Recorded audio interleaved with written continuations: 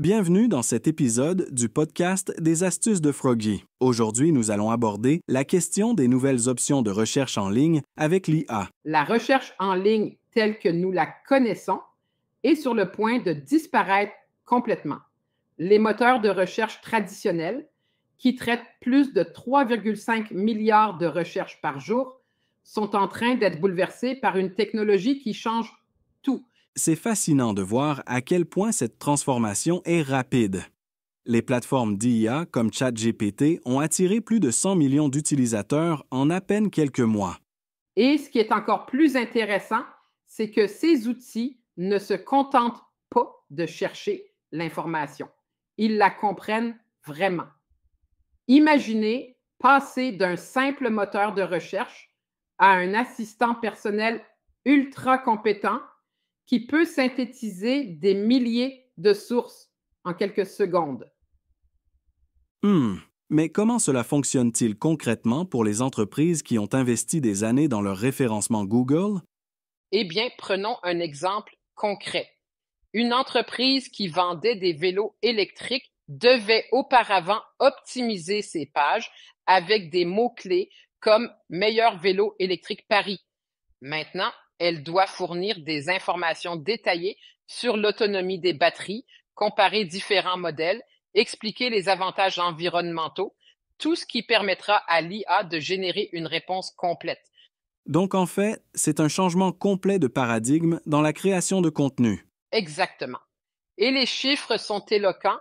Les entreprises qui ont déjà adopté cette approche GEO voient leur visibilité augmenter de 40% en moyenne. C'est énorme quand on y pense. Et qu'en est-il des données structurées? J'ai entendu dire que c'était crucial pour ces nouveaux systèmes. Oh que oui, les données structurées avec schema.org sont devenues essentielles. C'est comme donner un manuel d'instruction précis aux IA.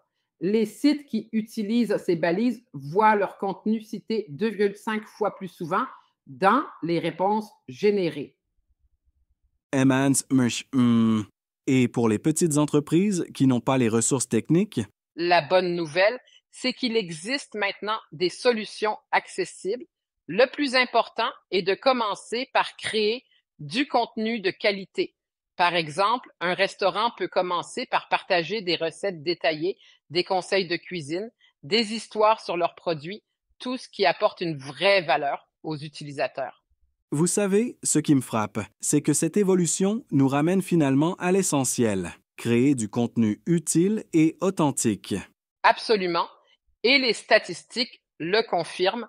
78% des utilisateurs préfèrent maintenant obtenir leurs réponses directement des moteurs génératifs plutôt que de naviguer entre plusieurs sites. C'est un changement radical dans les habitudes de recherche. Comment voyez-vous l'avenir de cette technologie? Vers quoi nous dirigeons-nous? Les experts prévoient que d'ici 2025, plus de 50% des recherches en ligne passeront par des moteurs génératifs. C'est une transformation aussi importante que l'arrivée des smartphones. Les entreprises qui ne s'adaptent pas risquent de devenir invisibles. Quels conseils donneriez-vous à nos auditeurs qui veulent commencer cette transition dès maintenant? Je dirais qu'il faut commencer par un audit de son contenu existant. Identifiez vos pages les plus importantes et transformez-les en ressources complètes. N'oubliez pas que 65% des utilisateurs sont plus susceptibles de faire confiance à un contenu qui cite ses sources et fournit des données concrètes. Et pour conclure sur une note positive, cette révolution est une opportunité extraordinaire pour les entreprises qui sauront s'adapter.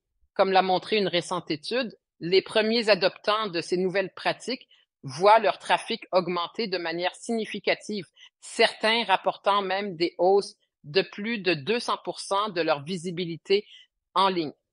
C'est le moment d'embrasser ce changement et d'en faire un avantage concurrentiel.